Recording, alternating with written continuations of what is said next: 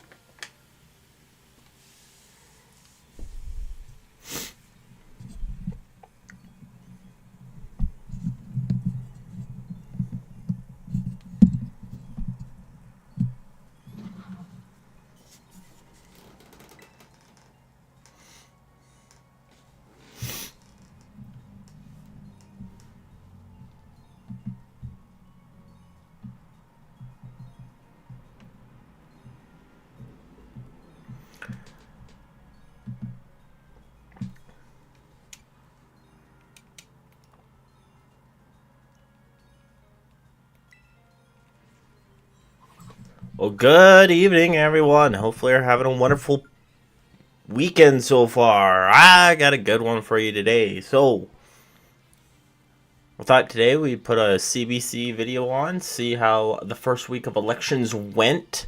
Because I was definitely behind because, hey, gotta earn that money. Lots of work going on, so...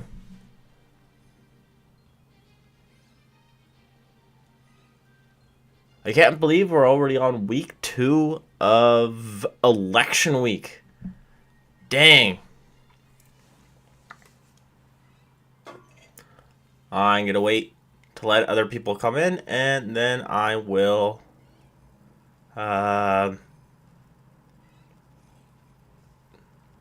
start the CBC video on, and then we can get going on some stuff.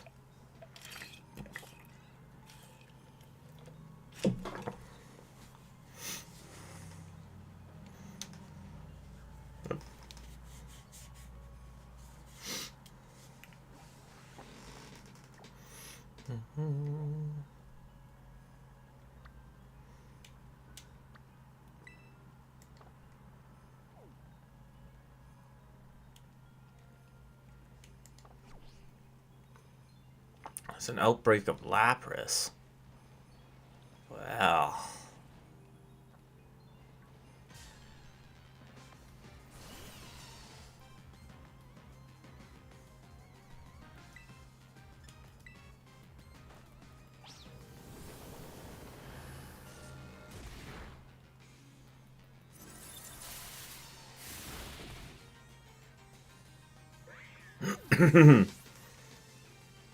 Shit, that just ripped through everything I had. That was great.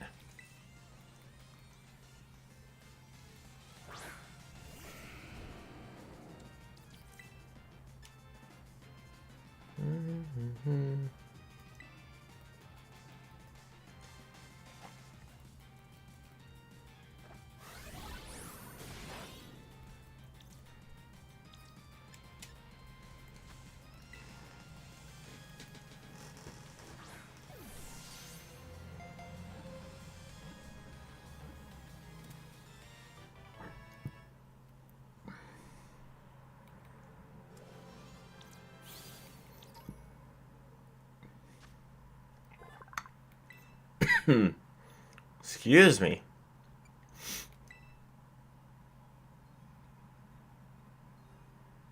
Please, whoa.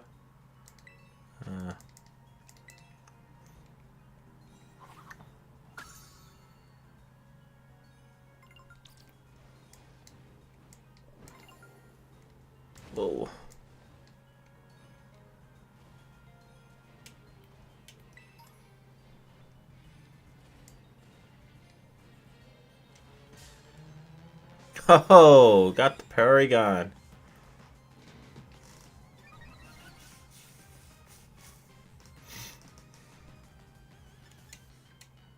Oh.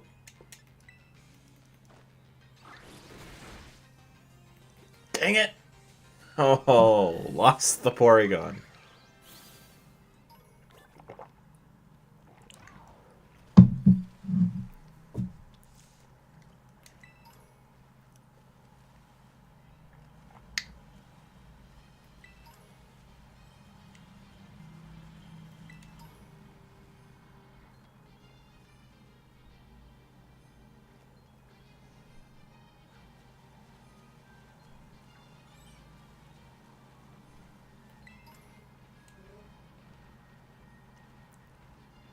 It's interesting how a Schmeagle is, like, everywhere.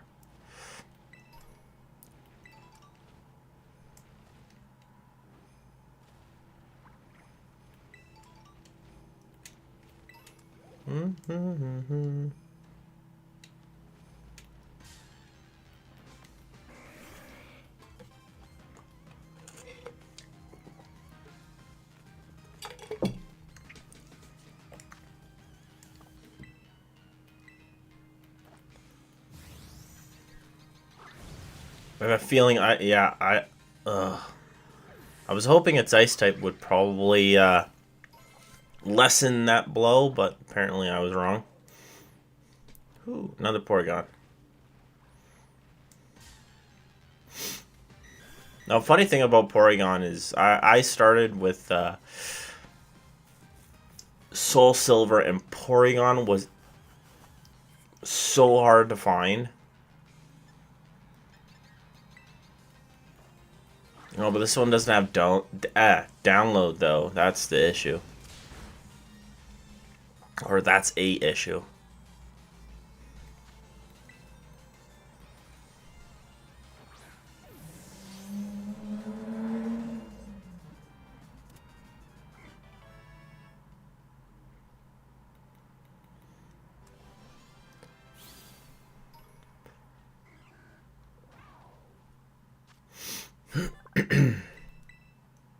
Oh.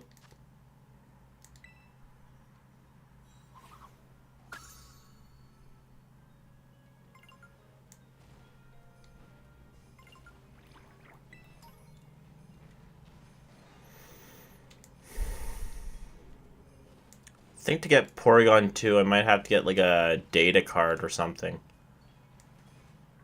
You believe? Oh. Hey, Lapras.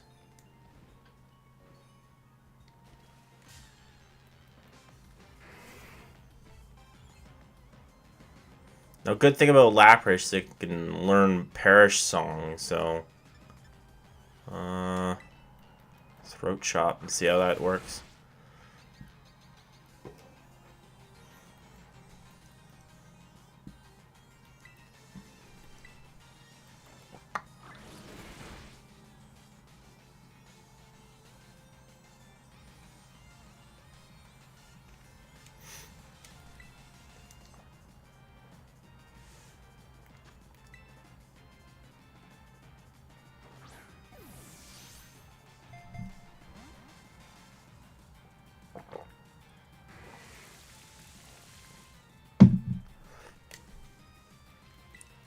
Of course, Rain Dance. Dang it.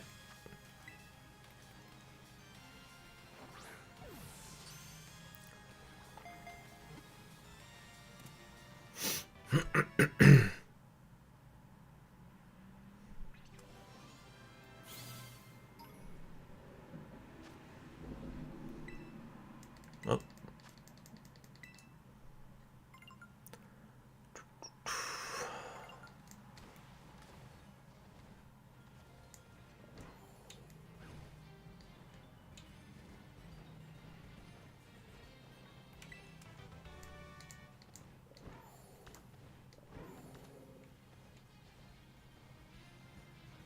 Now I should probably change my Ogre Pawn to... what would you call it? Fire type. Because if they get a good Ice Beam off, I'm toast. I'm toast.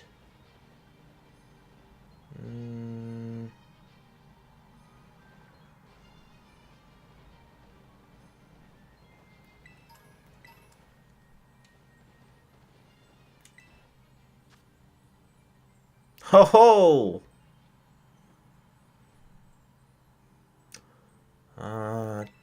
Oop. Should have just checked. Where'd it go?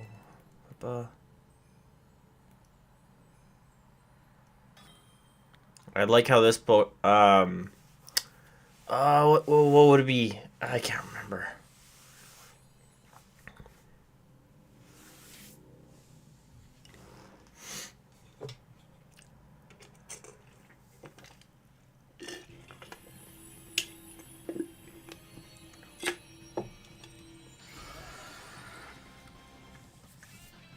Oh, it's not its pre-evolved form. Oh well.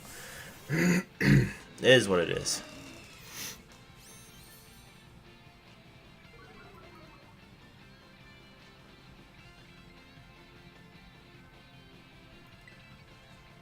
Rampardos, there we go. That's what I was thinking of.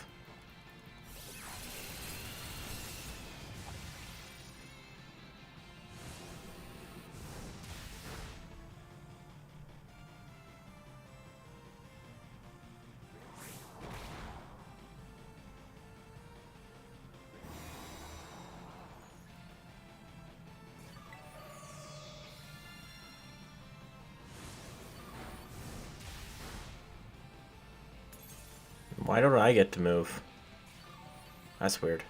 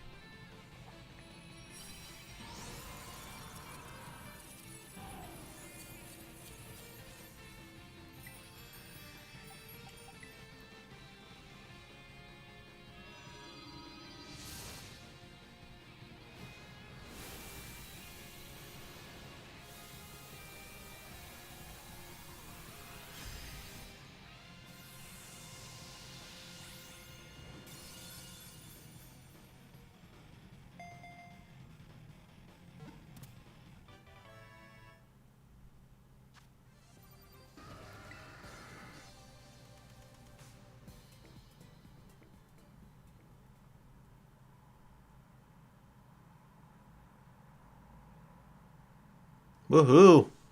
Rampardos. I've never been able to get that Pokemon before. It kind of sucks because I kind of wanted its pre-evolved form to evolve it myself, but eh. Let me see its summary. I'm not particularly... Oof. It sucks at everything except for attack. It's just...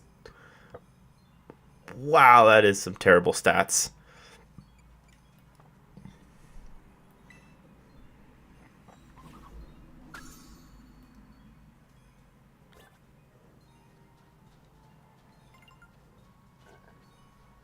Whoa.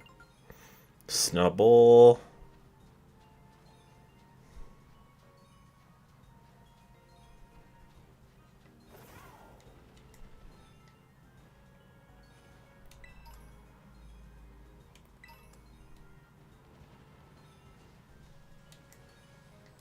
Whoa, whoa, whoa.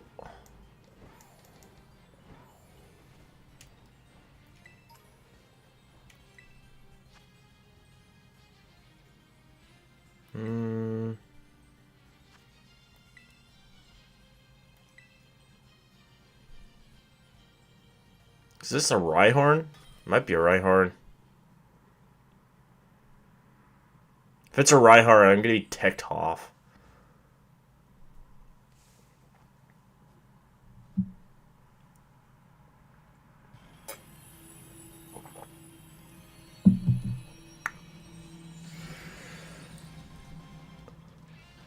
Okay, that doesn't help. All I saw was a shiny turtle.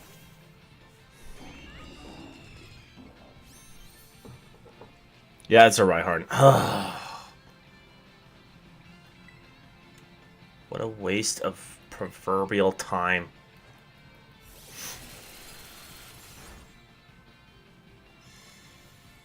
And then, and then one-shot it. Oh, almost one-shot it. Dang it.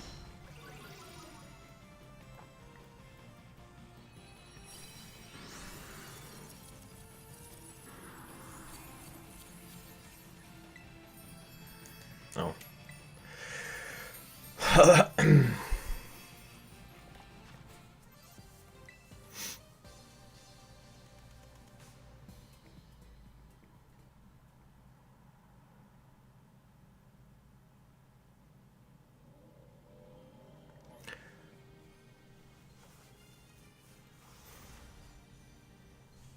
So now, going through the game, what I'm trying to do is, because one of my VGC tournaments is coming up, I need to find some things, some legendaries, and I'd like to get a Bulbasaur, Venusaur, well, I guess just get a Bulbasaur to evolve to a Venusaur, but the starter Pokemon would definitely be good, and to do a ton of practicing.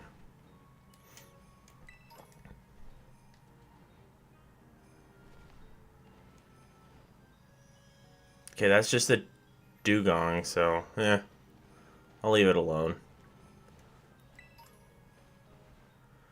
Do.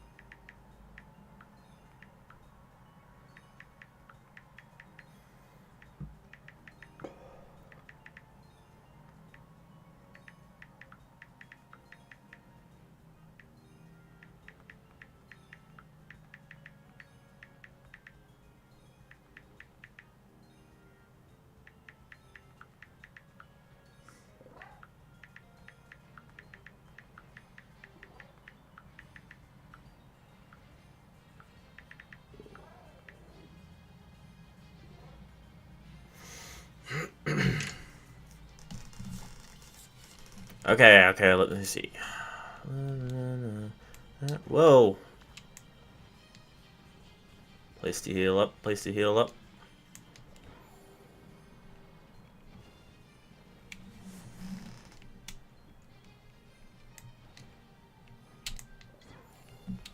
Ugh.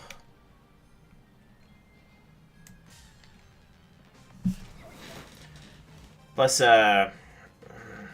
what's it called?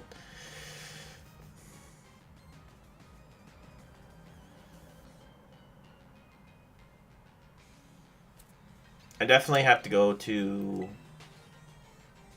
the trying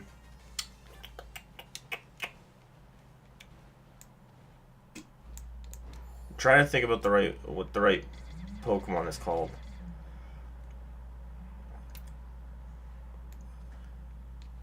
The auction house to try and get arcade. No, not the arcade. Knight Rider.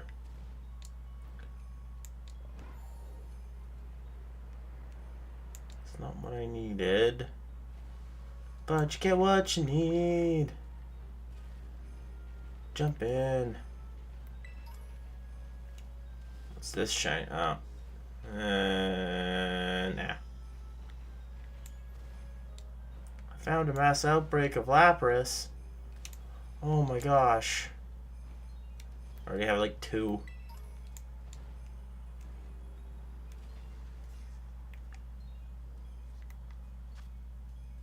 Nope.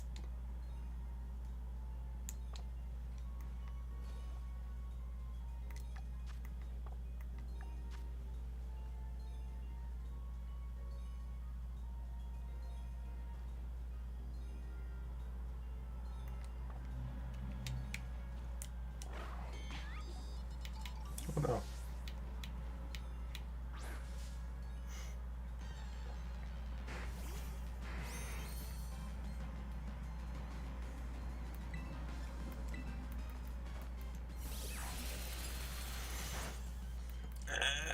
I don't know what I'm gonna do here.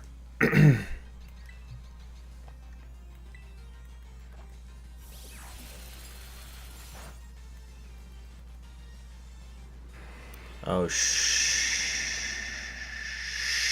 Nitzel. I'm gonna get caught, Paris song.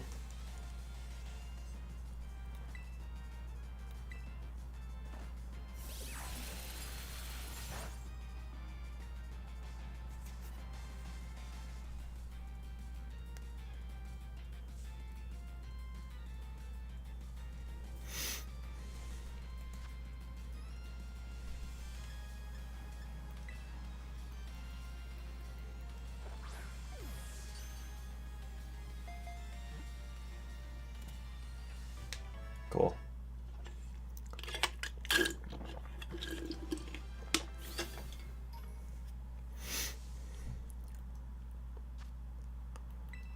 Up, up, up. Nope, nope. And it's almost like you're flirting. Da, da, da, da, da, da, da.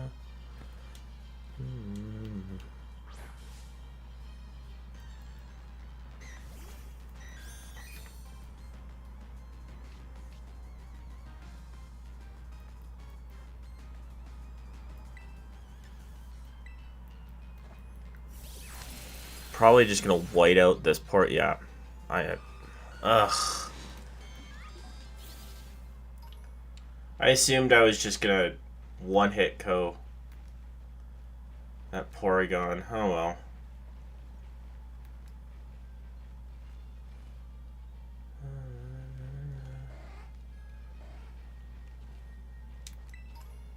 Where's the break area? Ah!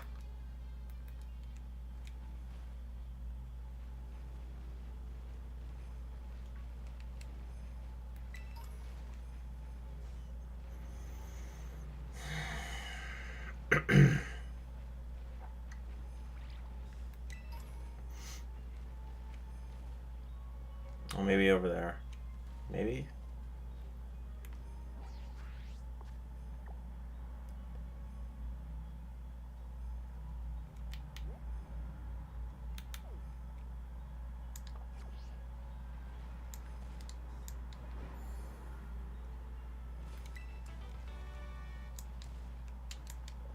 Now, apparently in VGC, Icy Wind is, like, amazing as well, so that's definitely something I would probably be up to. Ugh. Up to.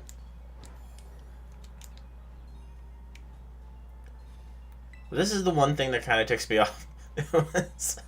And it's a weird thing to kind of tick a guy off, but it was so difficult to get Porygon. Oh, yes, this one has download. Okay, cool.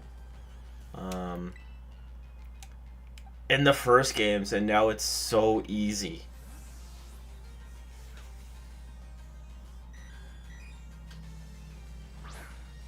They're just everywhere. I'm not even like getting Porygon because I need it. It's just so sad.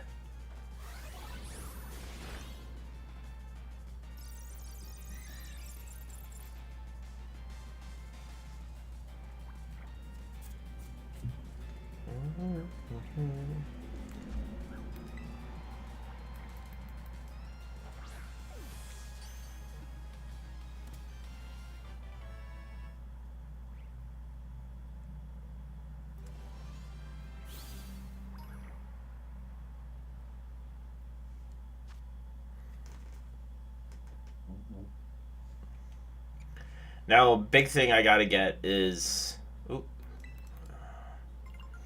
I believe what it's called is the magnifying glass, because I got a Ninetales with hypnosis and all that, and since hypnosis is only a 75% hit rate, magnifying glass would be amazing to take for battles.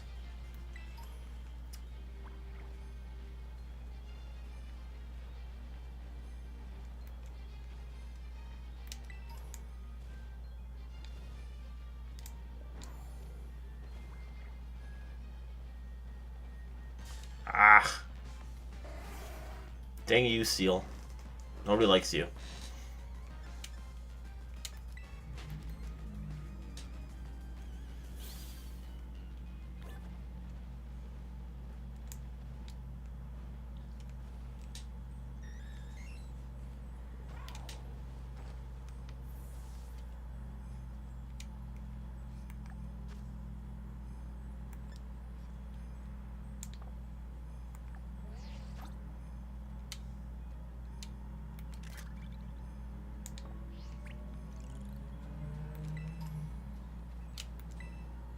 See.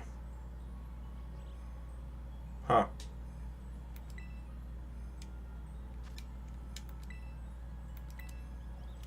Ooh, this one's gonna be hard. But I've got a Porygon Y that knows Ice Beam, so I don't think it'll be that hard.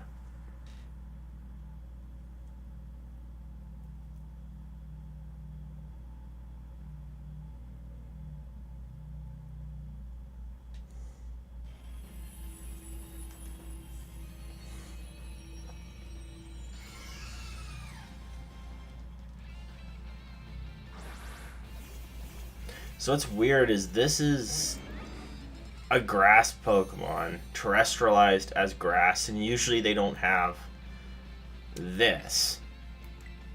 Is it a grass Pokemon? Okay. No, it might be ice.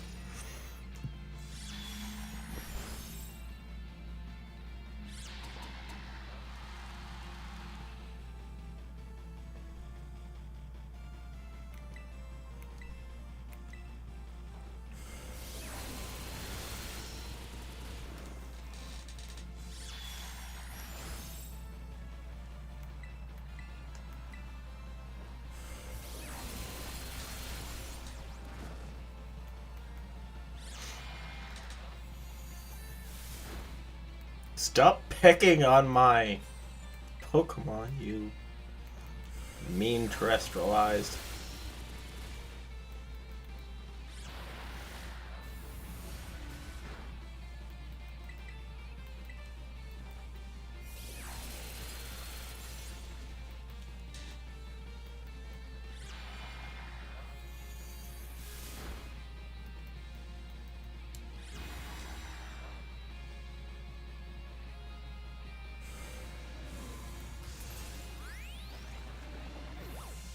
Ah, okay. I guess acid armor. Oh.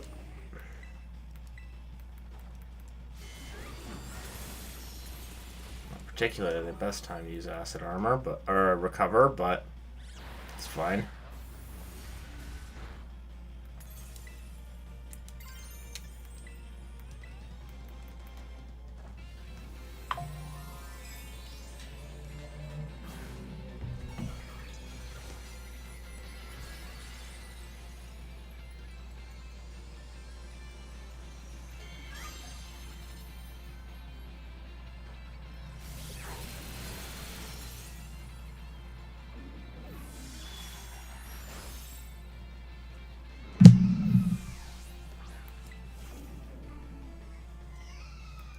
Oh, not recover.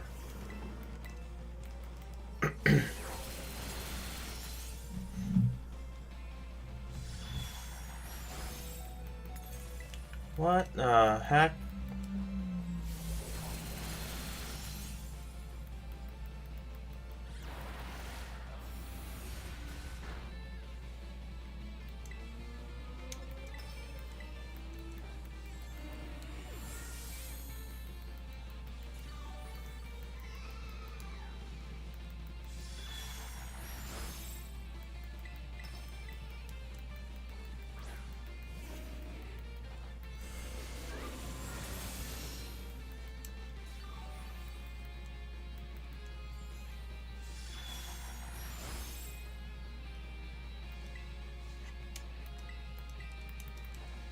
Okay.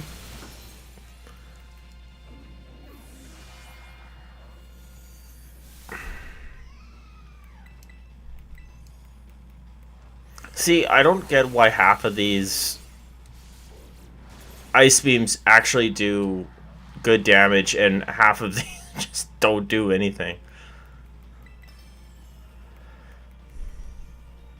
Oh. Dang it, we're behind now. There we go.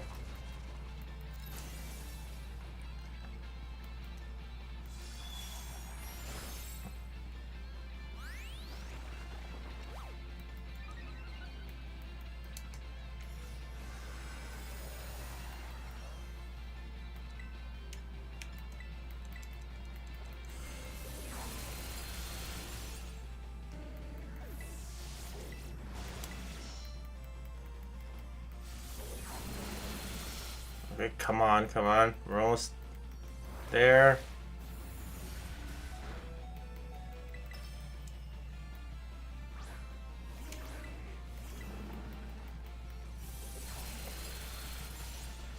Nice. Woo.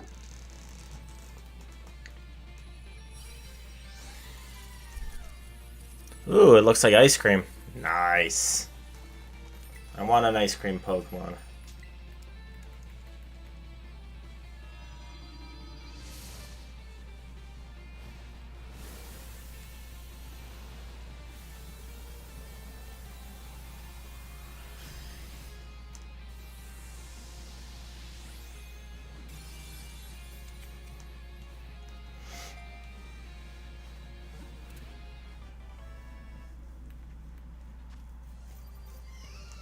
Yes!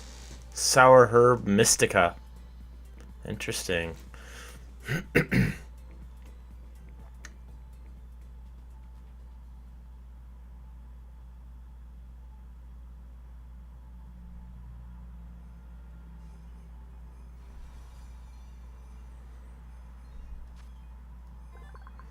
Oh, it's a fairy type. Interesting.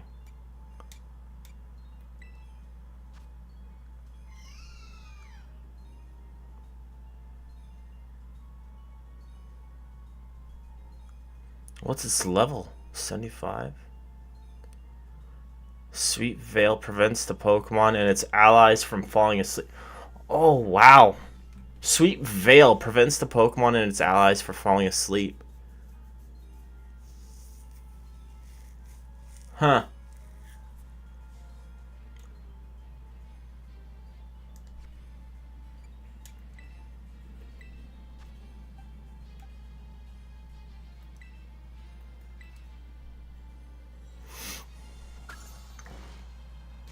That would actually be pretty good.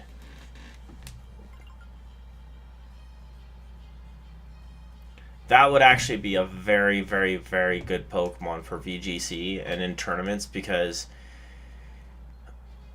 I got wrecked the last time I went up against, I think it was Amoonguss. Oh, an Amoonguss that knew. Oh, wait. Give me a second.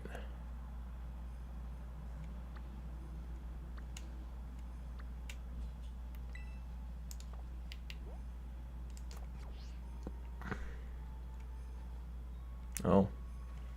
Anyways, as I was saying, an Amoonguss that knew Spore just wiped out my whole part. Wow, slept out my whole party. So if that thing can combat sleep, man, that would be awesome. And it's fairy type, one of the most powerful types in Pokemon. So, I mean, can't really complain about that. Oh.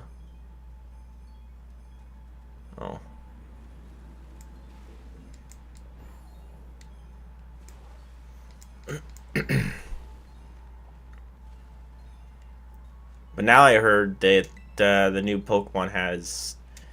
I have to think what they were talking about.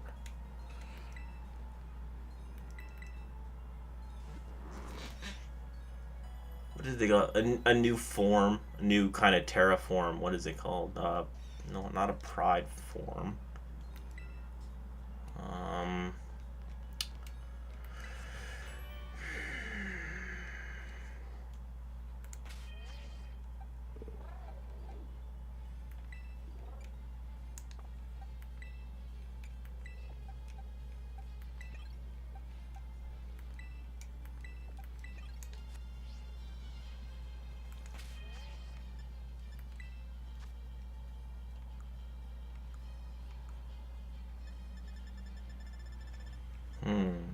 Trying to think about it.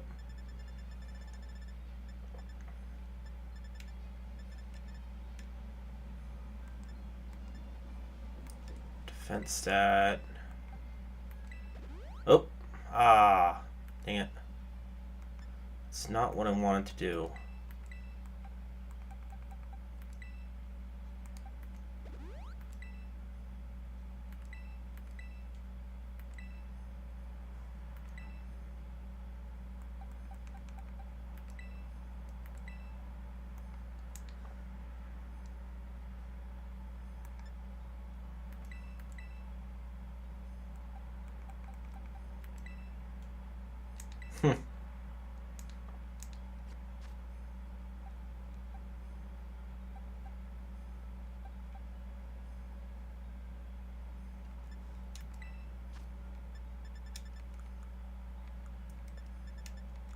Gonna see if I could use the mask on him, if I could find it. Protector.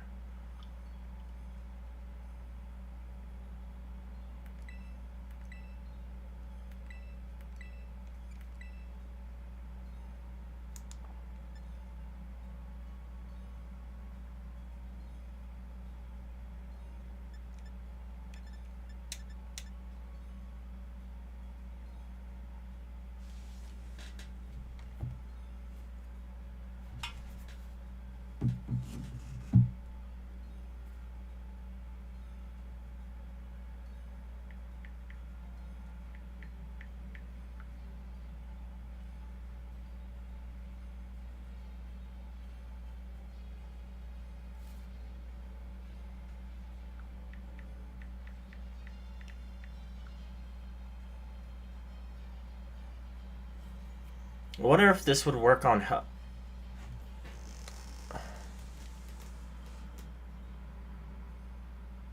Would it work on El Crema? Maybe. Spins around happily. I don't know.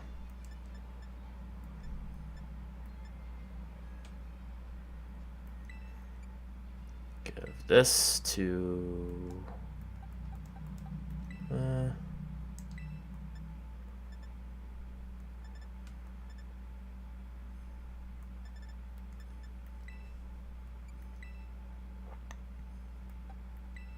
Oops. Ah.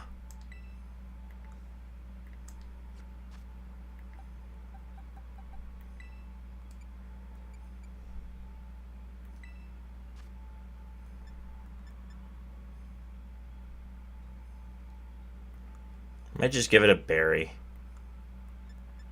Berry.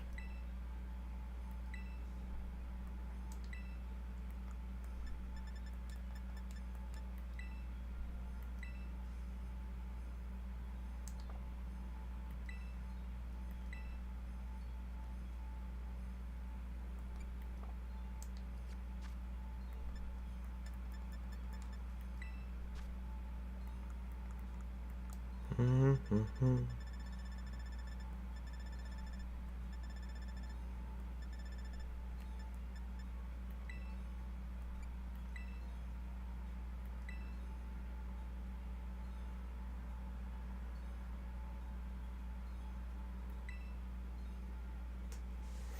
I like how they call it your Pokemon. It's not Ogre Pond.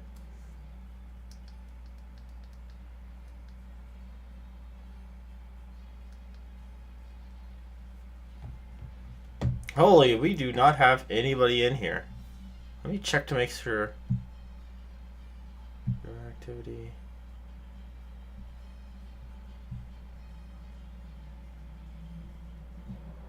Huh.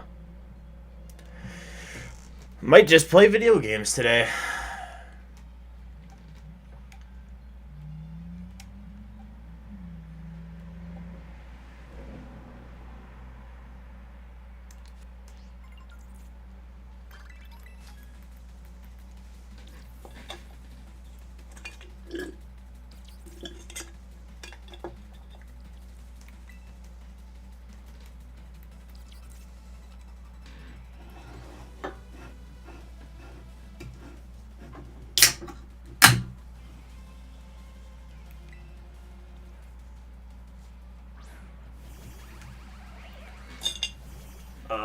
Oh, thank goodness I swapped fire.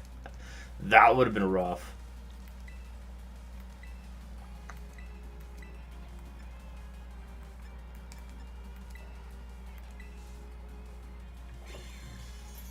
Ah.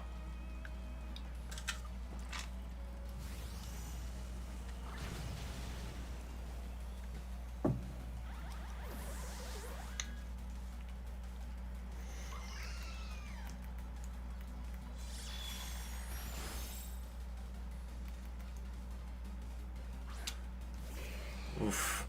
Caesar is not.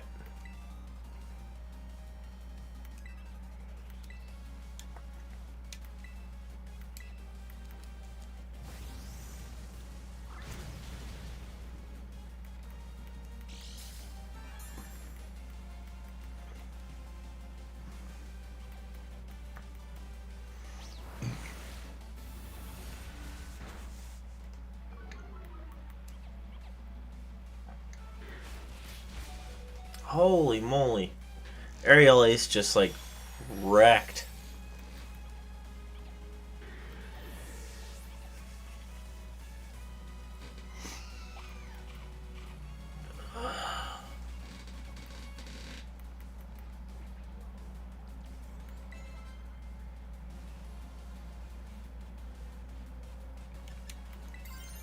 Oops.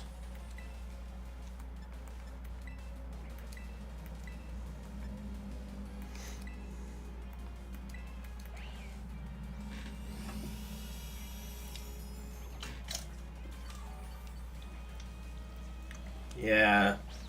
There's no sunlight, so it's not going to do very much. He's. Shoot.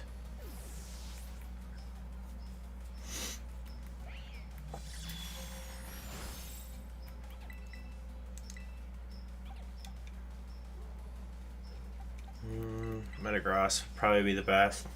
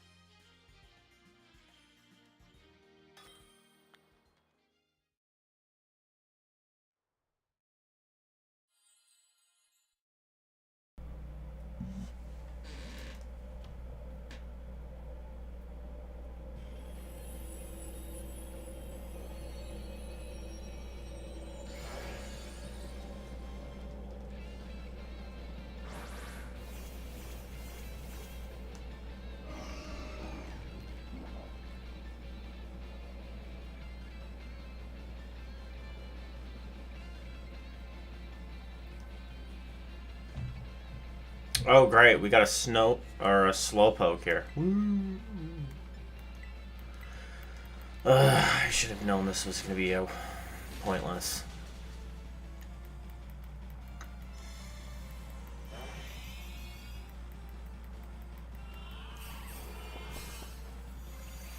Whoa, whoa, whoa, whoa, no. Oh.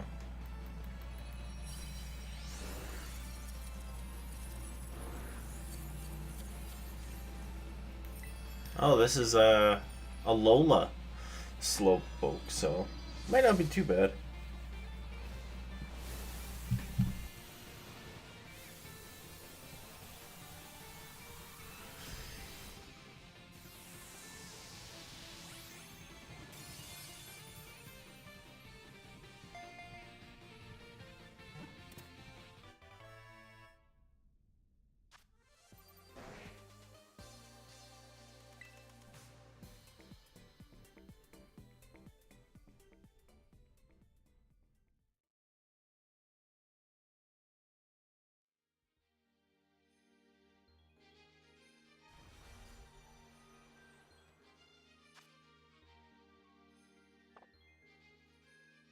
Oh, so it's just...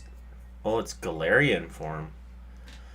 I don't know. Yeah, just Psychic's fine. I'd rather have Psychic and Water, to be completely honest, but... Oh.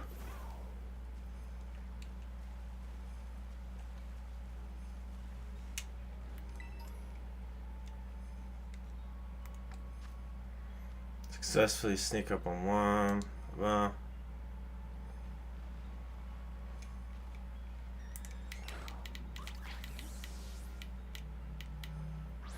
Dang it.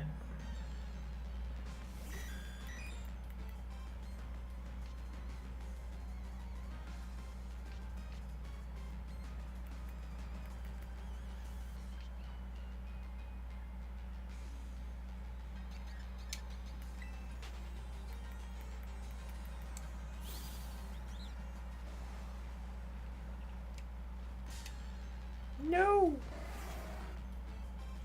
I'm trying to sneak up on Pokemon here and failing epically.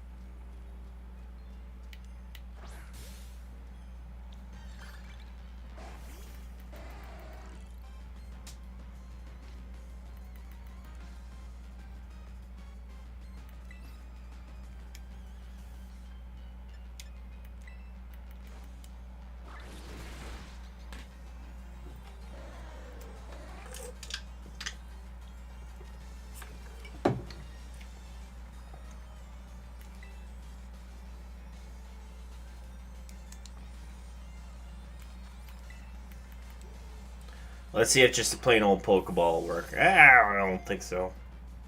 Maybe. Huh.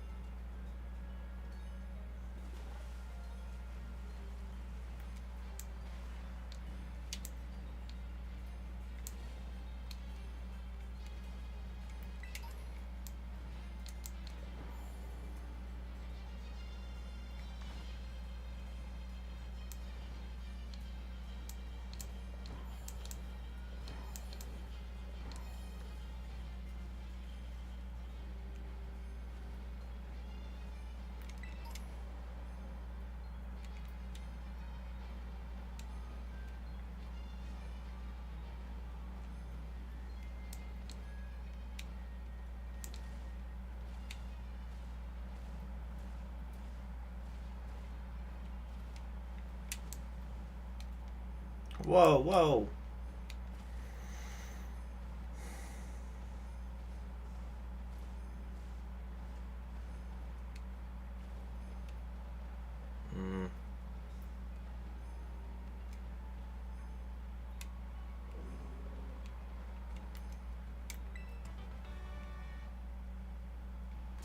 Whoa.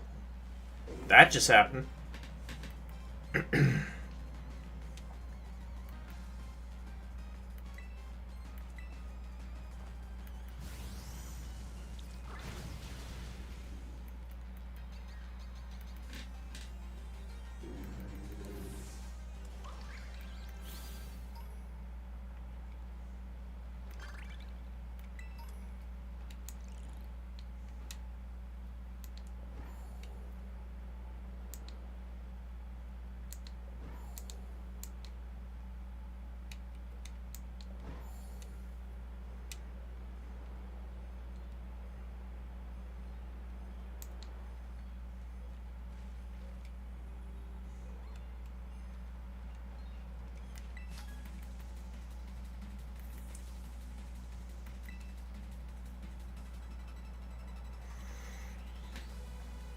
Ugh.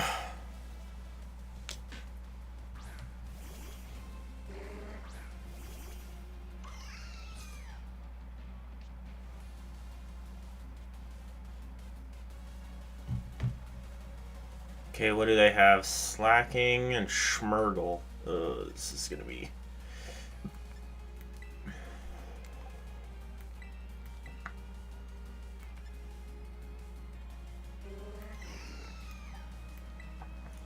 I really, really despise going up against normal Pokemon.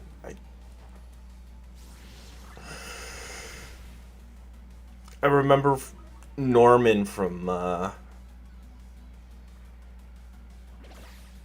think it was... Holy moly. I want to say season 3? Well, okay, it was, Johto, Hoenn, Sinnoh, I believe. And man, he was the worst. Because just like that, Slacking is like one of the most powerful Pokemon you can go up against.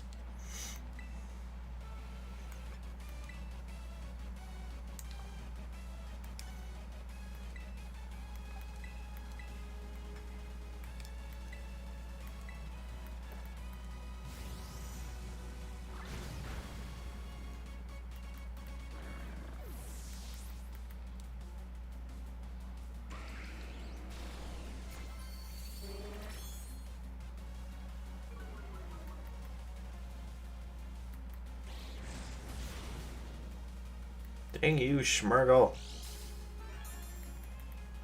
Your focus sash.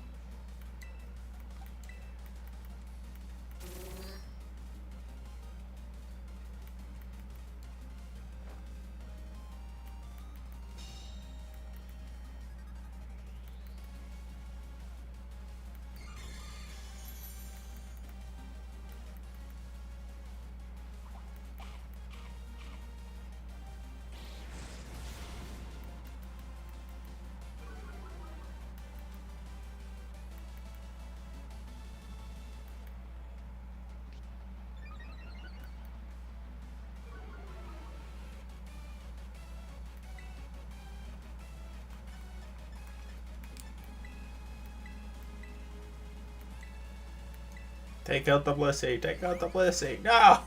Oh, not again.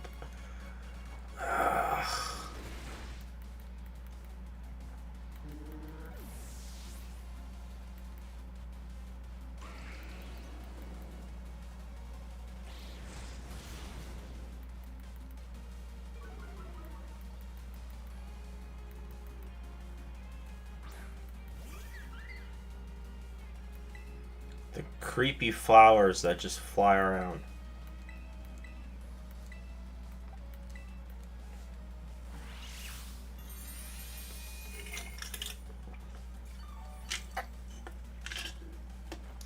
Ugh.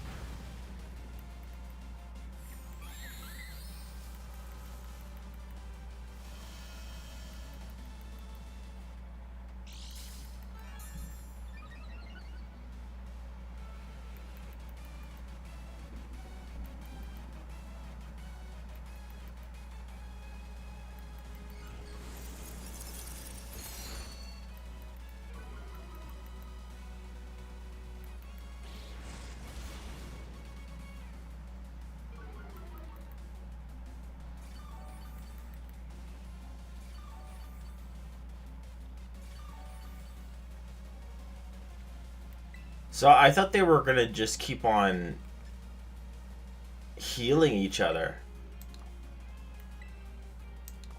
Maybe I'll try superpower on Comfy.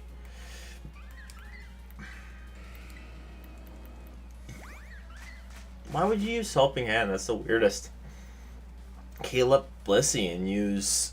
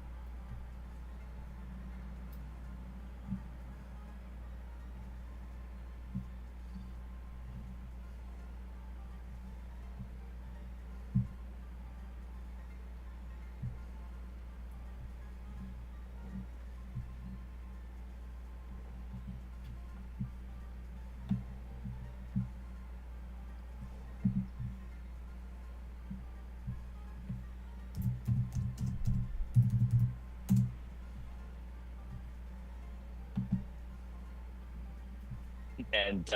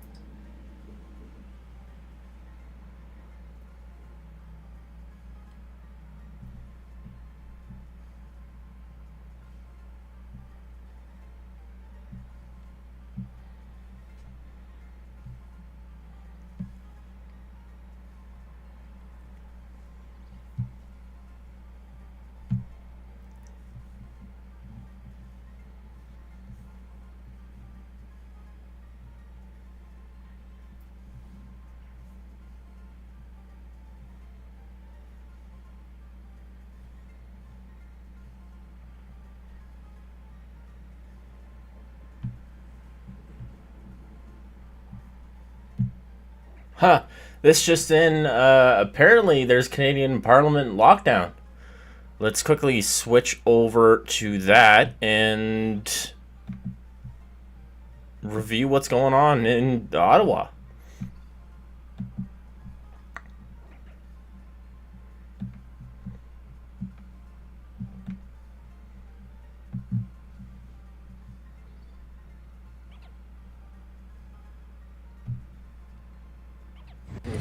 Yeah, you have to, but just more how it's done.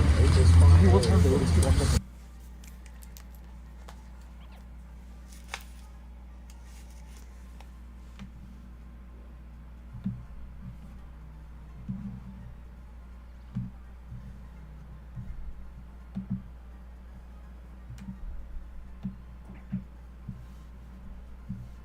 Give me a second.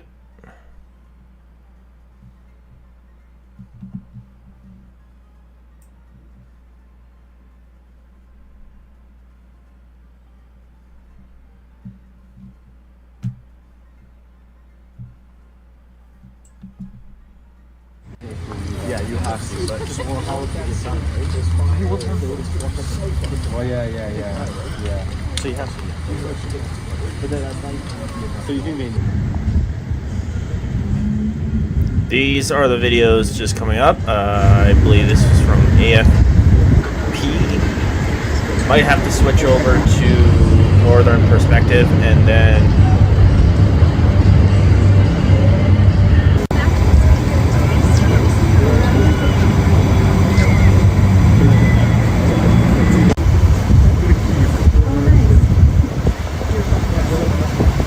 Yeah, literally. I've never seen that.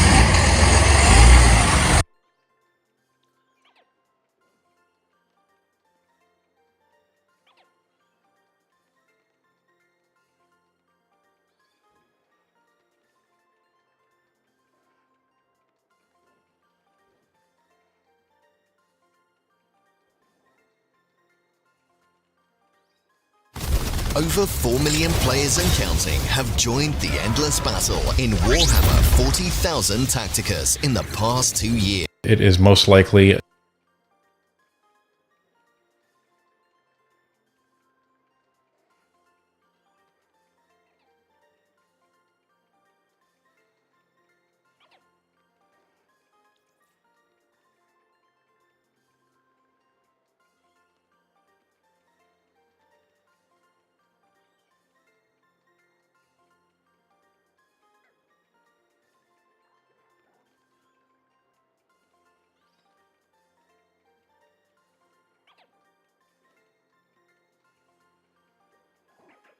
This is breaking news. It's a special report.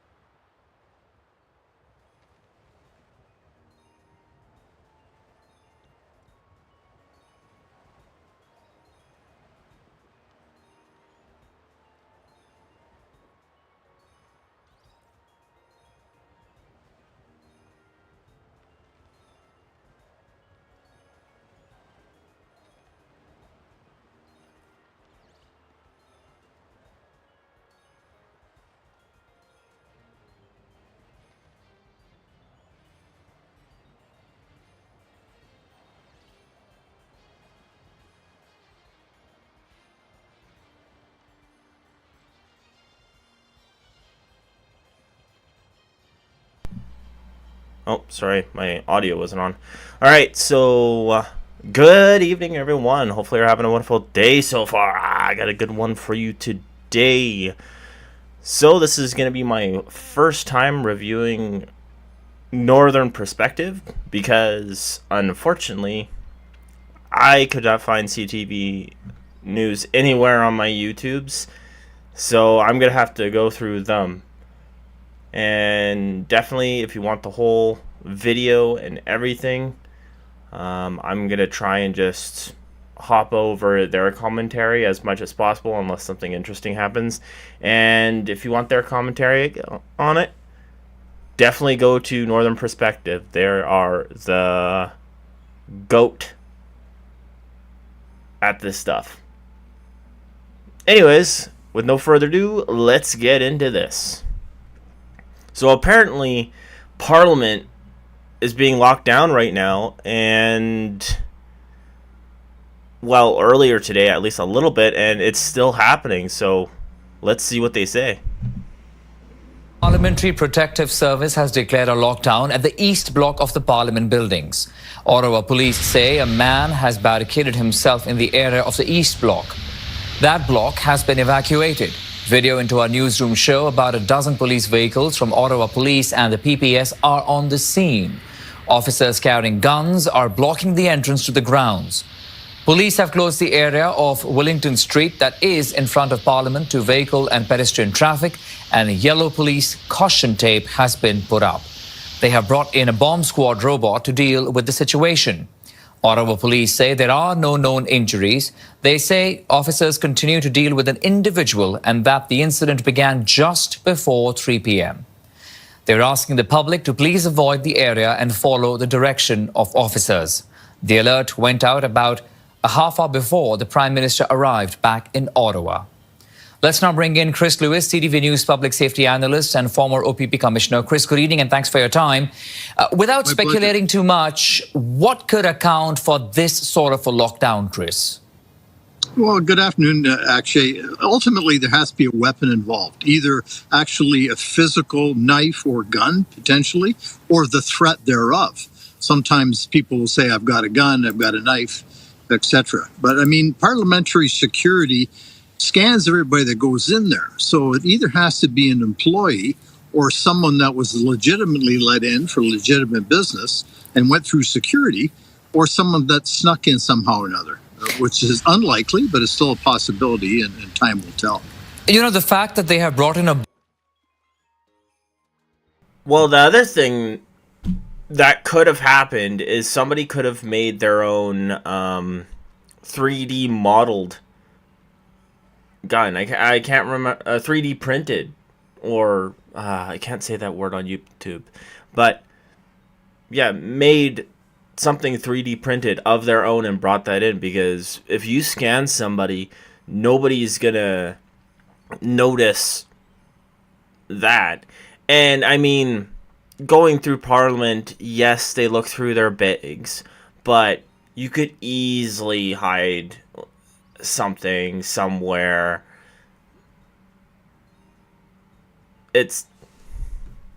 That could also be the case. So we can't really say that it's just, you know, an employee or somebody who snuck in. We kind of saw that. We kind of saw that with what happened to that insurance CEO down in the States. That was a 3D printed pew device. To deal with this situation, what does that tell you? Well, it could be one of two things. One, it could be that they expect explosives or there's a threat thereof. Or sometimes they use those robots to establish communication with people. They may send a robot in that has a camera and a microphone on it and get almost face-to-face with somebody in terms of the negotiation process, not necessarily because there's an explosive device of some sort there. Now, we understand that a man has been barricaded in the area, Chris, but how much of a public safety concern do you think this could be? Well, it's concerning that it's our Parliament buildings and somebody's got in there or was in there and then decided to go rogue for whatever reason. That's concerning. There's no real threat to the public here because it's contained. So whoever this is not going to get out of there without being approached by police and confronted.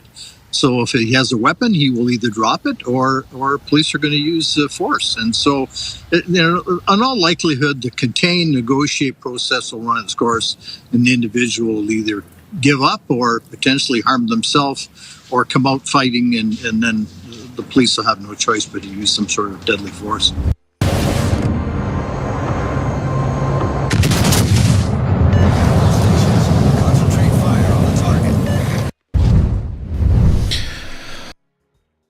Okay, so this is an ongoing situation. Yeah, very scary thing that's been going on. So it's been about 7 hours as of the time of this recording, and this is still being reported going on X. If you follow the Ottawa Police Service account, nothing has changed. Now, if you're wondering exactly where this is a map of Parliament Hill.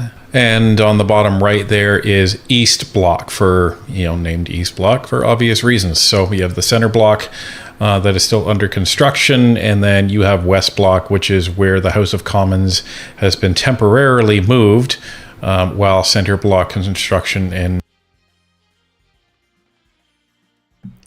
Well, okay then. So, from what they're saying, it's still ongoing. I'm just going to do what they said and check X and see if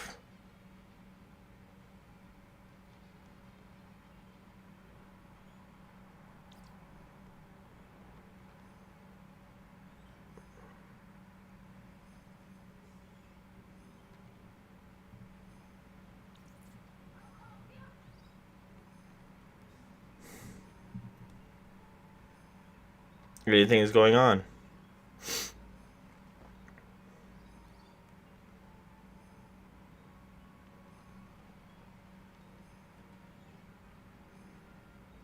So as of 6 hours ago, it says Canada's Parliament is in lockdown.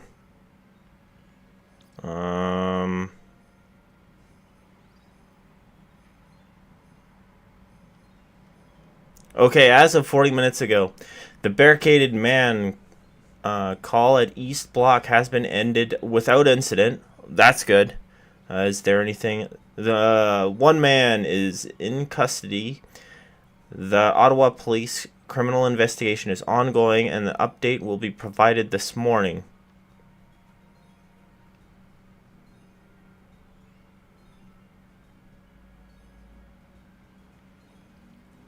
Oh, in the morning. My bad.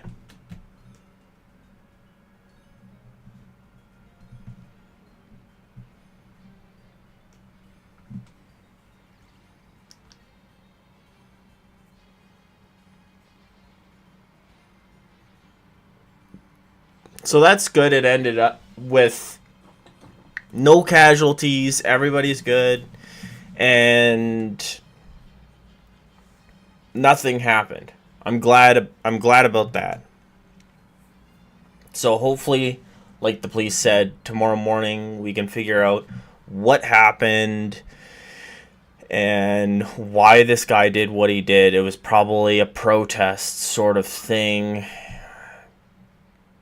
I don't know why somebody would do a sit-in at Parliament, especially when it's closed, and, well, and we got an election going on when you can just protest with your vote. So,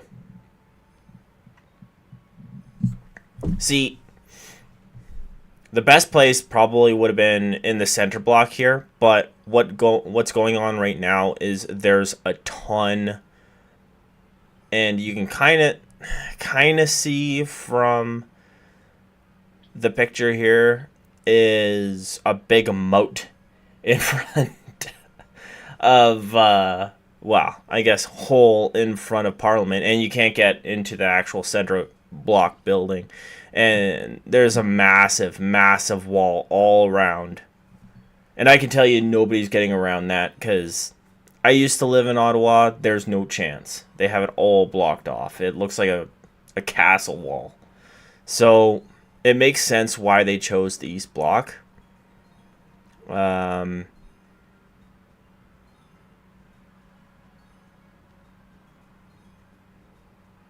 So the West Block, I think, usually is kind of where a lot of the tours are going on. So that's kind of interesting. Anyways, I'll keep you guys updated on that. And I think this would be a good segue to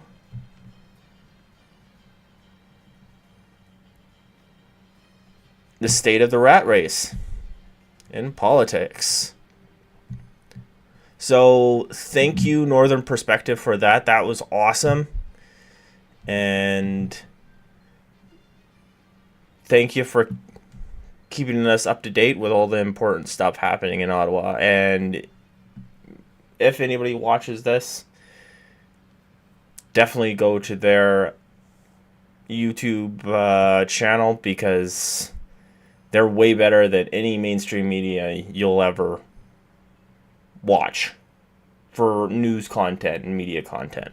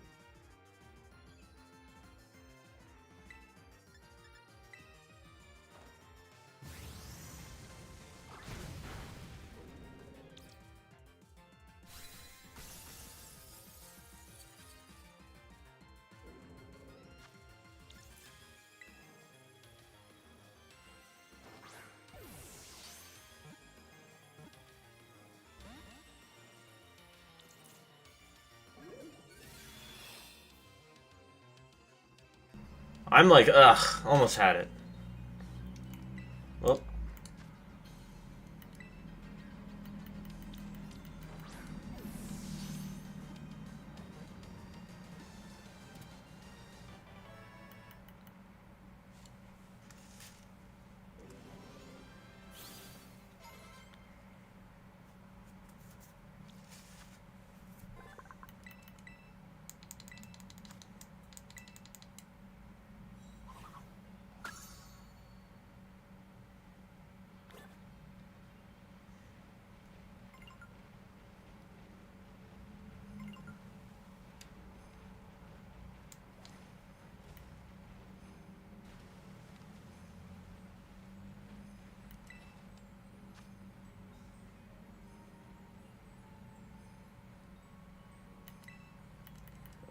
Oh, here's Cranny Dose.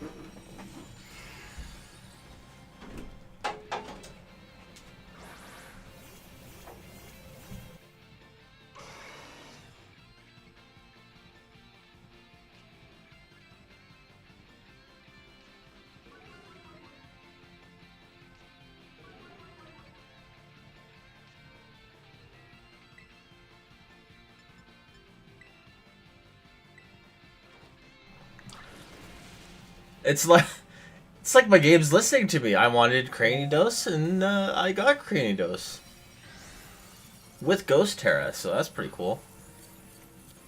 Which actually would help a lot, because if I Terra it, then I don't have to worry about fighting moves or water.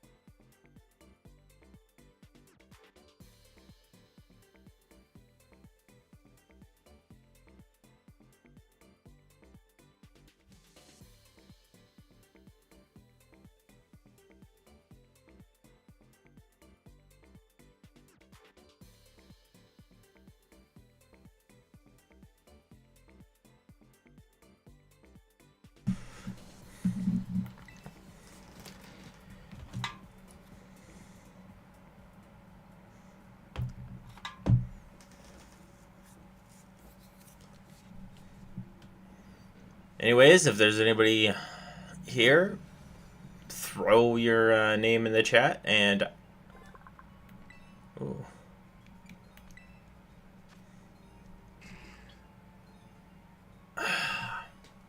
Sheer Force removes any additional effects from the Pokemon's moves, but increases the move's power.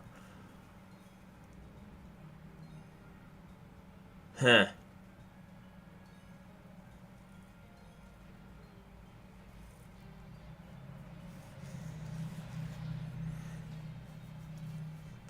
I wouldn't actually mind having adding Cranidos to my party instead of Metagross.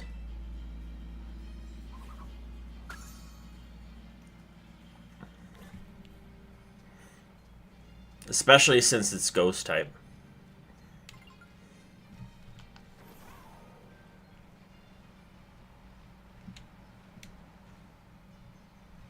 Where's Minun?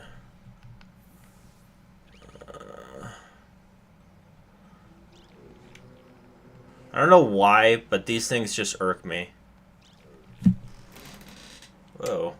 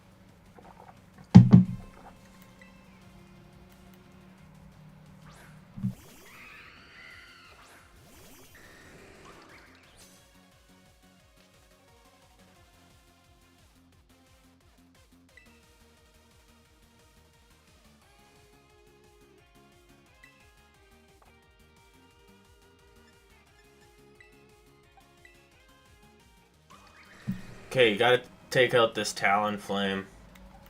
Because that'll wreck my Ogerpon, I think. Dang it! Well, I think Thunder will work.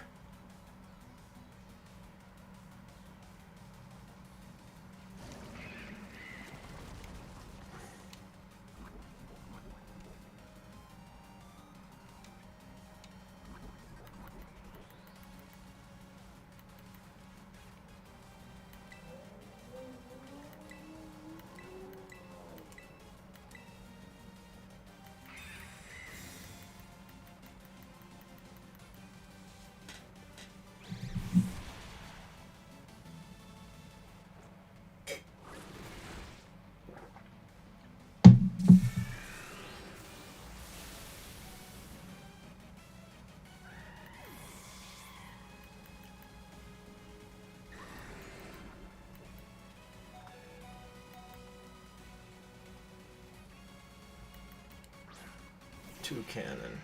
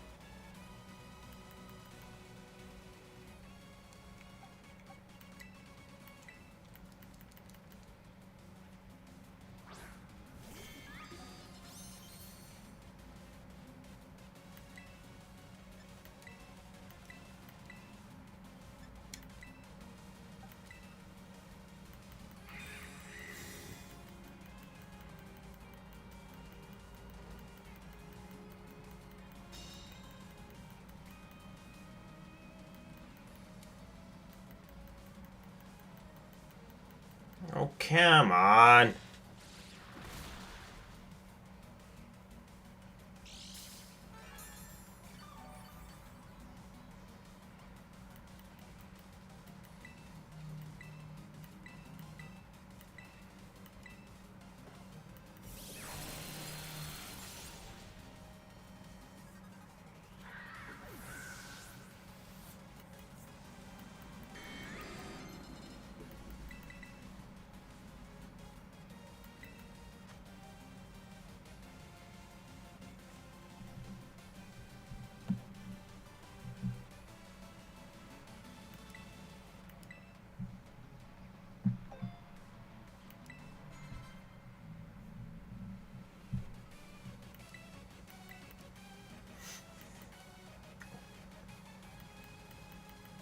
So I'm just gonna, like, motor on Thunder. Because that's the only thing that can really hit. Trick room.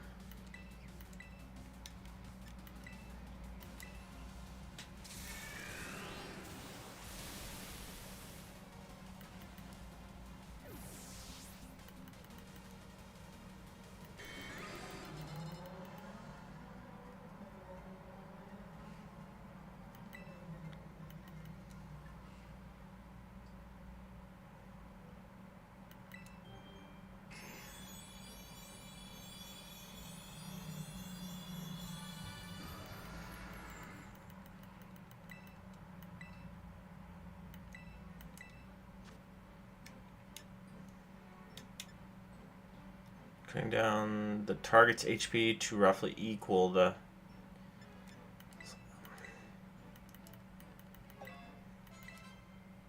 Endeavor.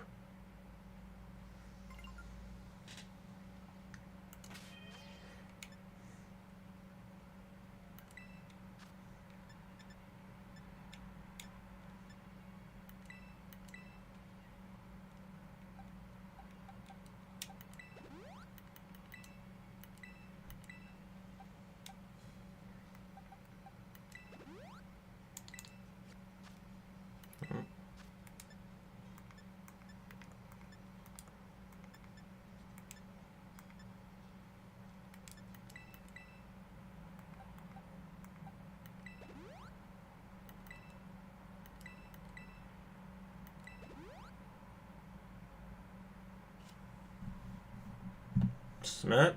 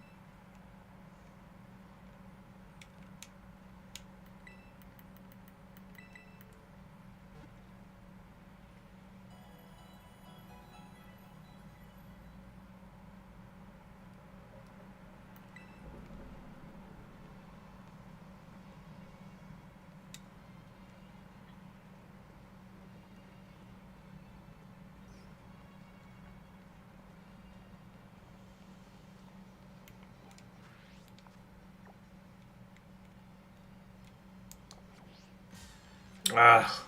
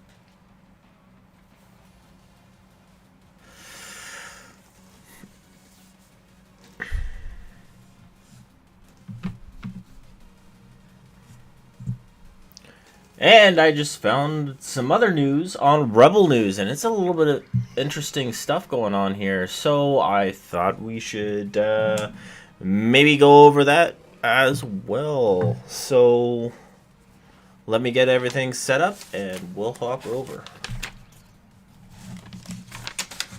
Now, apparently this just popped up on my feed, and guess what? There's a whole lot of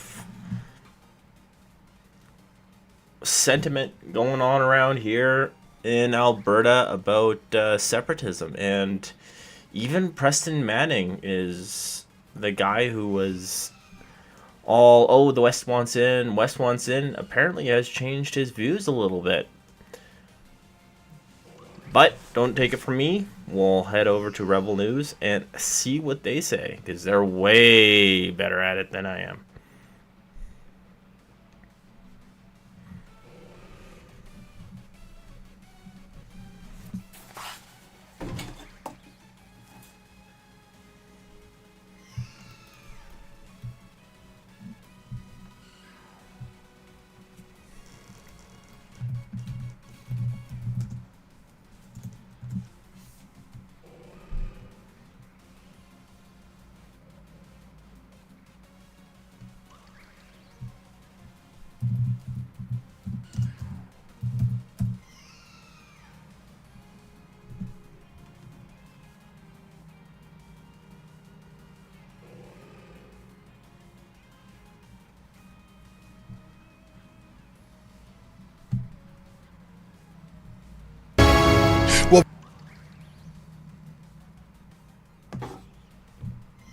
And I mean, what I challenge.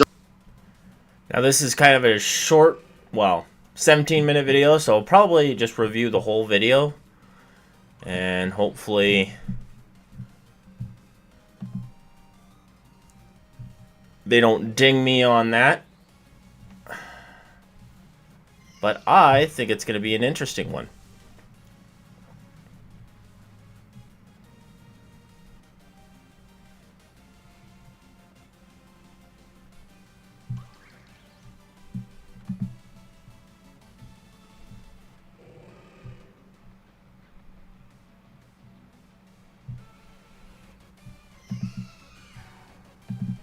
So, with no further ado, let's close caption this. And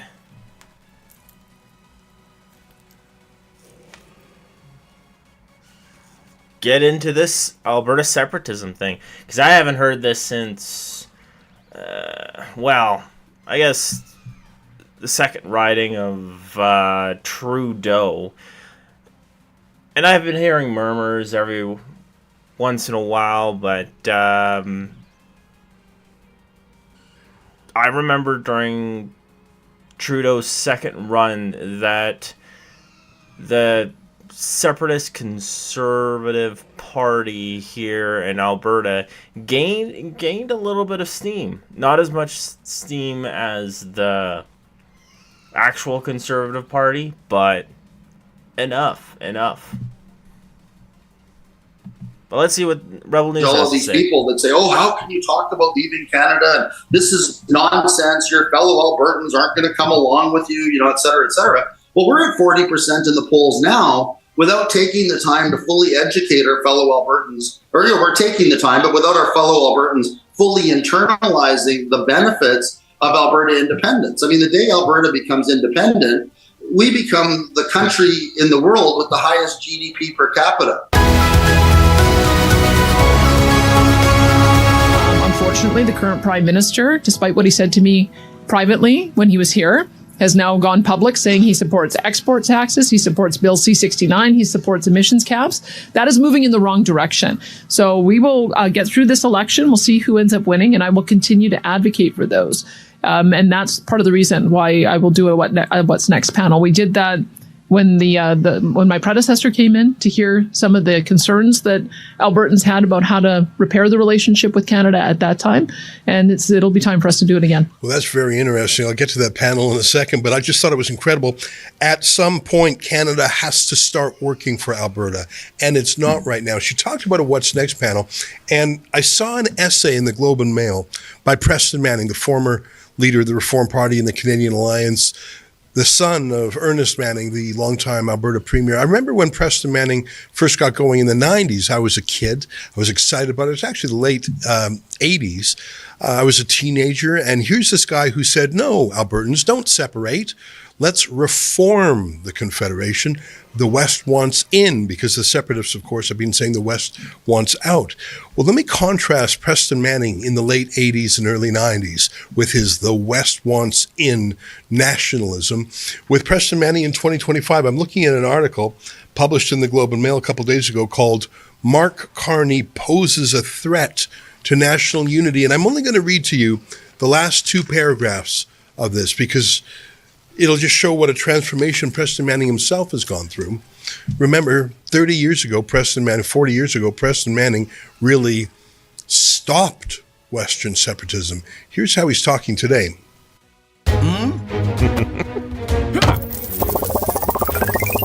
Yeah!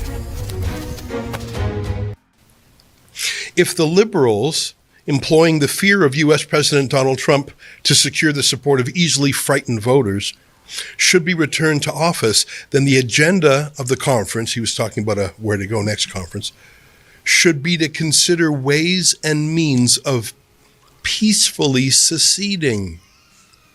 The next Prime Minister of Canada, if it remains Mark Carney, would then be identified in the history books, tragically and needlessly, as the last Prime Minister of a united Canada. You know, I got to tell you, I used to work for Preston Manning. I'm talking 30 years ago now, 20-something years ago.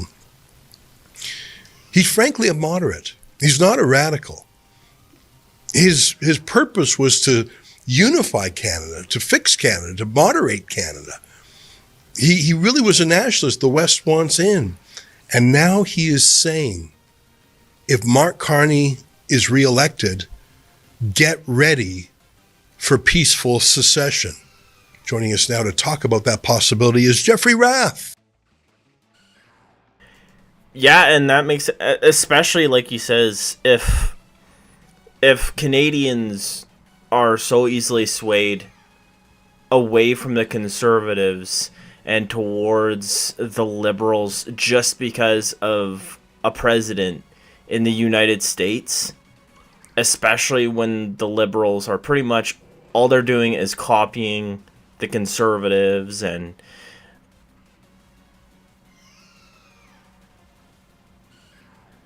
especially when the Liberals are saying they won't help Alberta, this could just ruin Canada. This could just ruin it. Because think of it this way, if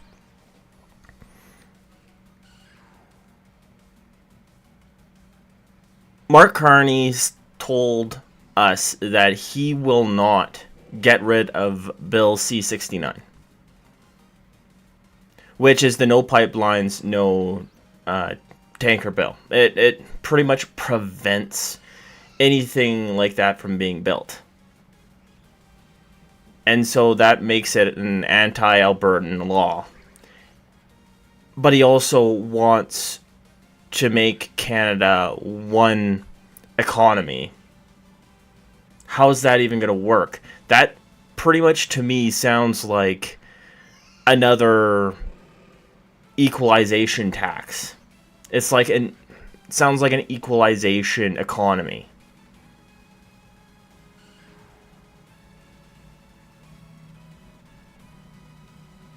And yes, voting wise,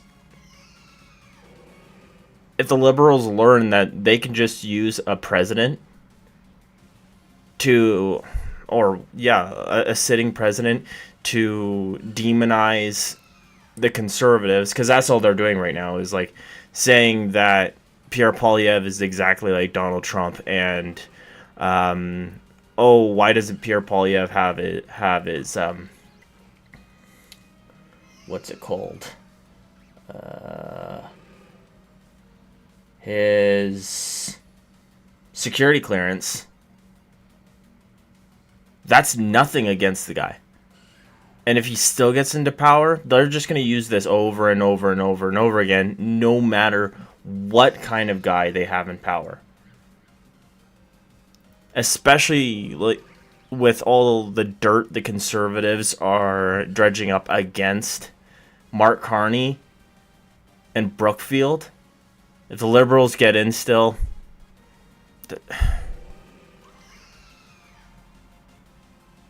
this guy who says he's from Alberta but is fine with decimating Alberta's economy.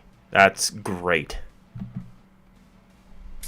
A lawyer, activist, and a teeny tiny bit of a troublemaker who joins us now live from the Alberta District of Foothills, one of the best places in the world. Jeffrey, welcome back to the show. And I remember when you spoke at our Rebel News Live conference in Calgary, you were one of the hit speakers.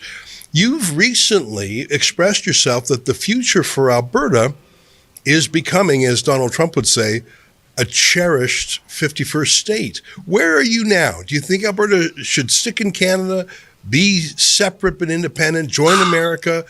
Is it possible to fix Canada? Give me your thoughts on things, because I know you're right there on the leading edge of this. Well, I'm 100% in favor of Alberta statehood. And when I say statehood, I'm speaking as a political scientist. And what that means is a free and independent country that we're going to call the Commonwealth of Alberta, separate and apart and independent from Canada. So that's what we're advocating. I mean, the benefits of that are manifold. No more federal income tax, no more carbon tax, no more excise tax, no more capital gains tax, no more $70 billion a year going to Ottawa to only get ostensibly $30 billion in services back from Ottawa. Well, we continue to fund gold-plated social services programs in Quebec that Albertans can only dream of. I mean, the day Alberta declares independence, the fuel prices for everybody in this province will be cut in half. We'll go from $1.60 a liter to 80 cents a liter. I mean, that's enough to get, a good number of my fellow Albertans voting on that basis alone, let alone thinking about if you're a police officer, fireman, nurse, teacher, whatever, making a decent middle-class living of $100,000 a year, where you pay, 35-40% in federal income tax. All of a sudden, you don't have to pay federal income tax anymore. So instead of having take-home pay of $50,000 or $60,000 a year, your take-home pay jumps up to $80,000 or $90,000 a year. I mean, that's the future we're talking about for Alberta. And I mean, I challenge all of these people that say, oh, how can you talk about leaving Canada? And this is nonsense. Your fellow Albertans aren't going to come along with you, et cetera, et cetera. Well, we're at 40% in the polls now without taking the time to fully educate our fellow Albertans. Or we're taking the time, but without our fellow Albertans fully internalizing the benefits of Alberta independence. I mean, the day Alberta becomes independent, we become the country in the world with the highest GDP per capita, right? So, certainly the benefits of Alberta independence are manifold. I would challenge anybody to list off 5 benefits to Albertans of remaining in Canada that would exceed the value of the benefits that I just listed for leaving Canada. And, the other thing that I'm involved in, obviously, is our delegation to Washington. We're in contact with the U.S. administration at this point in time. I'm advised by contacts that we have in the United States that our correspondence has literally landed on the president's desk and is being reviewed at the highest level in the United States favorably and with much interest. Obviously for the United States, a free and independent Alberta with strong economic ties to the United States, that embraces President Trump's policy of reciprocal tariffs, where if we have zero tariffs on the Alberta side of the border, they'll have zero tariffs on the U.S. side of the border, a negotiated open border with the United States, a much more robust economic union that the Americans can count on security of supply of Alberta oil and gas without people like Mr. Carney imposing emissions caps, production caps, interfering with our ability to ship oil by rail to the United States like Trudeau did by changing the tanker specifications so that only Berkshire Hathaway can supply train cars for Alberta oil to move south. I'd like to know what the deal is between, the relationship is between Brookfield and Berkshire Hathaway, by the way. But I'm sure Carney's making some money somewhere. But anyway, I'll let you jump in. Sorry. Thanks very much. So, we recently did a poll. We hired Leger, which is a pretty mainstream pollster, to test the appetite for becoming a 51st state. And I know you're talking now, you mentioned an independent state. I think there's two different conversations going on, if I may. One is a financial, it's a quantitative conversation. You've talked about some of that, the ability to save money, not ship money to other parts of Canada, to have a stronger relationship with the U.S. And Trump has talked about that too. I think he's alluded to exchanging the Canadian dollar at par. There was a lot of finance. Yeah, I think Donald Trump mentioned a couple of things about. Back in the day, I remember there was talks of a North American dollar. Just a minute.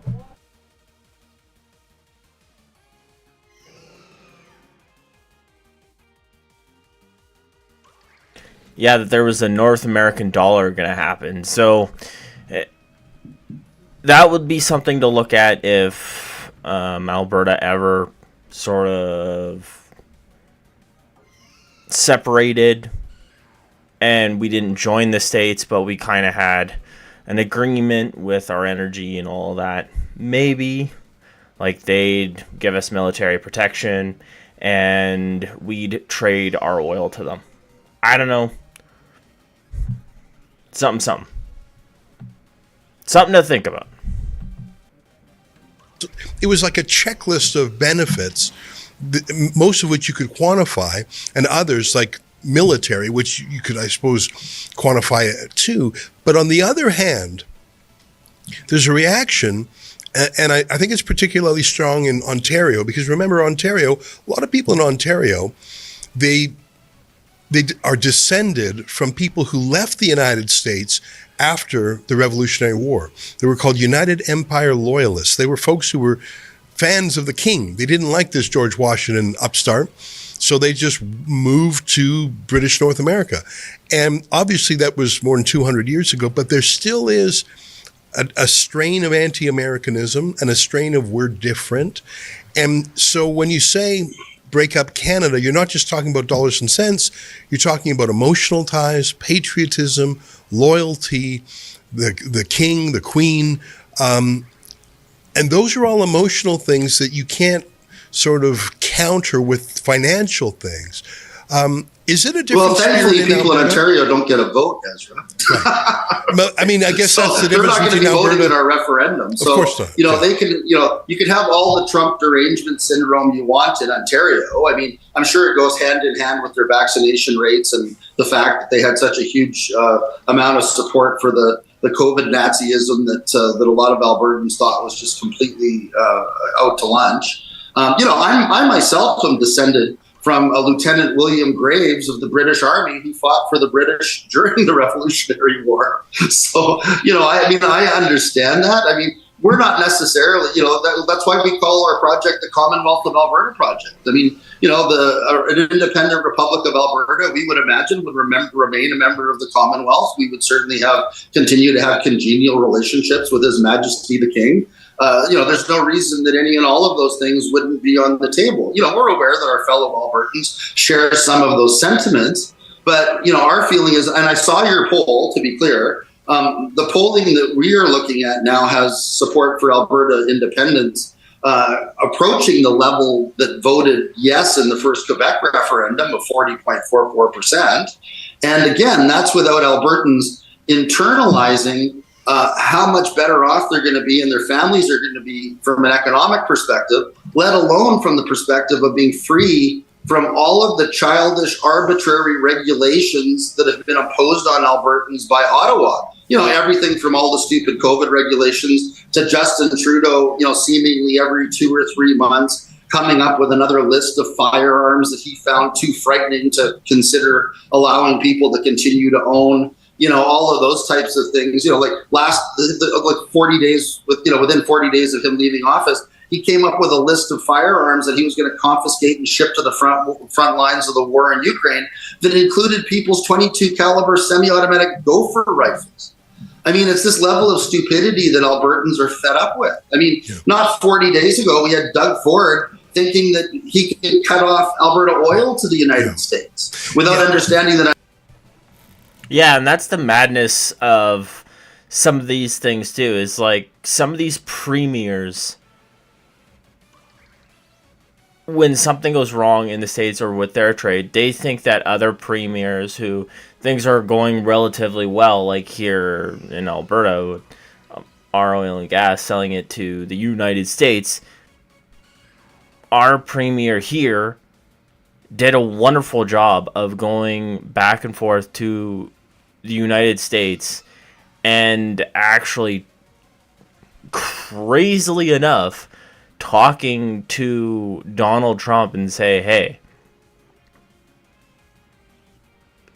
can we sell a lot of oil to you guys for cheap?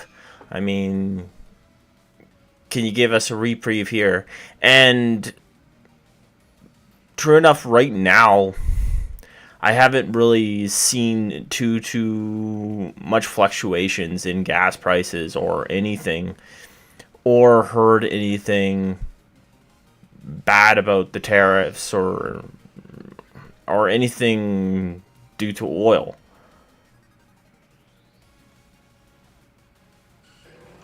So it's nuts how we have another premier stand up in like BC or Ontario, and they're like, oh, in my point of view, we should just shut off all the energy, or we should just shut off all the oil to the United States. And I know it's going to pretty much decimate Alberta, but we're Ontario. We don't care about that.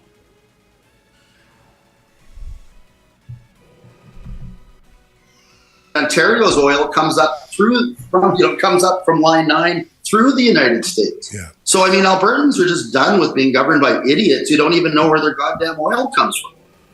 You know, it's my observation that different separatist movements around the world or independence movements around the world, a lot of it comes down to men of history.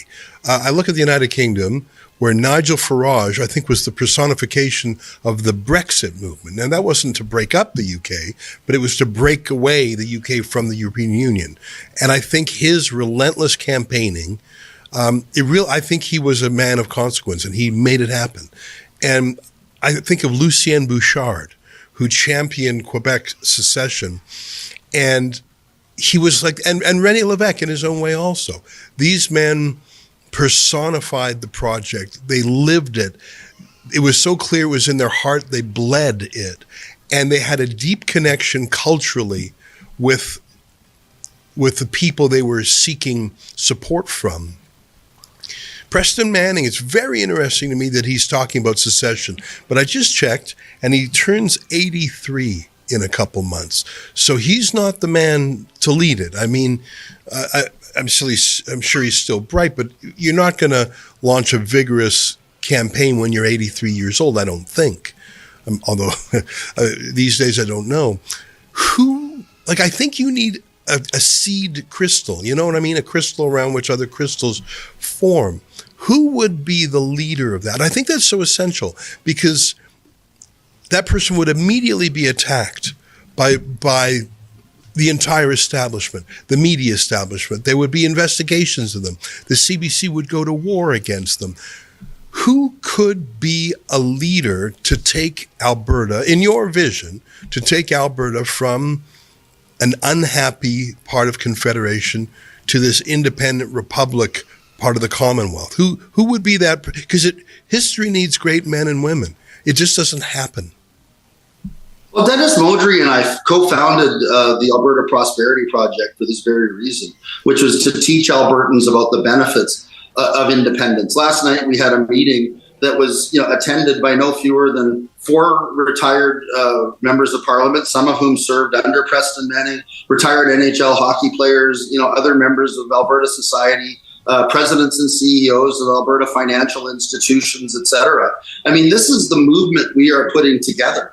I'm a barrister. I'm a very much a project-oriented kind of person. When I was on Fox News, they were jokingly referring to me as the governor of Alberta. I stated at the end of that program that I have no interest in running for politics ever. But that having been said, I'm a very project-oriented individual, and I'm committed to carrying this project across the line. It'll be one of my greatest professional accomplishments as a lawyer, which is to give effect to the independence of Alberta. So, we're certainly leading the charge. I'm at the front edge of this, as you've indicated. I mean, they've already started making fun of me on This Hour Has 22 Minutes. Somebody started a campaign with the Law Society to have my law license suspended because I've somehow violated my oath to His Majesty the King by advocating a peaceful democratic process where my fellow citizens have a say in their futures and the futures of their family.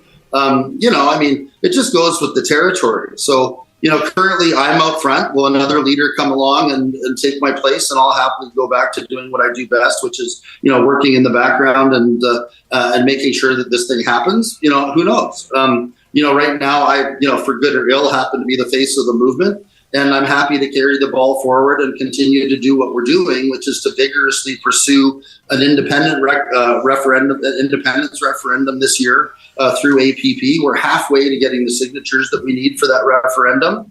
Certainly, I'm advocating. Whoa! I got to stop you there. Hang on a second. So we heard Danielle Smith, the Premier, talk about a referendum. You needed an enormous number of votes. Are you saying that you've collected hundreds of thousands of names to call for APP has over 66,000 committed volunteers and supporters that are busily, because of the referendum period that Kenny put in, which is fairly short, a 90-day period. We're putting together databases of all of the names that we're going to need so that we can get those names all put in place with live signatures during the 90-day referendum period. Right. So we're working diligently to get. What's the number you need to get? How many? We need 3. Whoa. Did he just say that they have like 66,000 names or like members in Alberta that already said, yeah, we will sign this thing if you put it in front of us? That would... So, okay. So when I started watching this, I thought this was just like, hey, this is a seed. It's not like a thing yet. It's just no, this is happening. Like,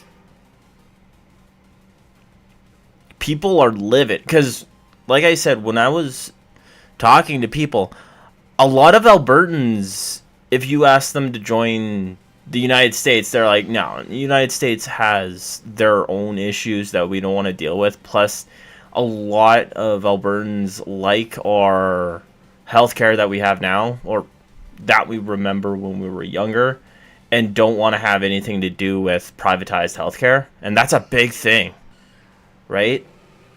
If the United States could get their healthcare issue under control, I think Albertans would be a little bit more receptive. But if we were to just separate and be what he says, like Commonwealth of Alberta, and then make a deal with the United States to have their military protect us, man. And if you could get past to Albertans like how easy it is to actually separate, because it is. Remember, Quebec set up everything, but still there's Albertans that are like, no, it must be hard. It must be hard. And it's like, no, we just need 51% of the vote. So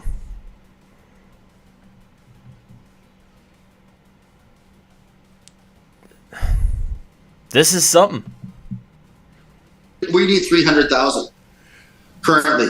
And there's some talk that the Alberta government may in fact pass legislation to lower that threshold. I think that's an enormously high threshold, but I mean, daunting. I mean, I looked at it's been a while since I've looked at the legislation. I remember seeing it for recall, which is the ability to fire an MLA. And it's extraordinarily high. It's higher than could ever possibly be achieved. I don't know just to give you a feeling for how realistic this is, the National Firearms Association has over 100,000 members in Alberta alone, right? And, so there's 100,000 signatures right there, because I'm sure most members of the NFA have no interest in remaining in a country that just arbitrarily declares property that they own peacefully and legally, to be prohibited and not being able to be used anymore. I switched from due dates to due dates.